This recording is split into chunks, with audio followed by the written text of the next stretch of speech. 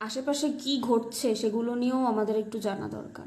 দেখবেন fatty liver মানেই, fatty লিভারের যত পেশেন্ট আছে, আপনার নিজেরও যদি কোনো চেনা মানুষ থাকে, তারা দেখবেন তাদের মধ্যে একটা প্রবণতা আছে, ফ্যাটি লিভার মানেই আমি তো ডায়েট করছি, তেল একদম অল্প খেতে হবে, এটা এটা খেতে হবে, মানে তাদের মধ্যে একটা ধারণা ঢুকে গেছে যে ফ্যাটি লিভার মানেই আমাকে তেলটা কম খেতে হবে।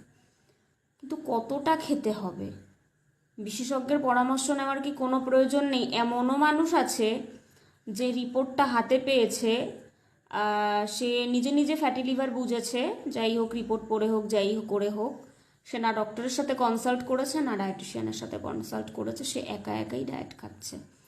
সেই বিষয়ে একা একা ডায়েট আপনি করতে পারেন, এটা অবশ্যই আপনার ব্যক্তিগত বিষয় যে আপনি ডায়েটিশিয়ানের পরামর্শ নেবেন কি নেবেন না। আরেকটা কথাও বলে দিই যে শুধুমাত্র তেল কন্ট্রোলে কিচ্ছু হবে না।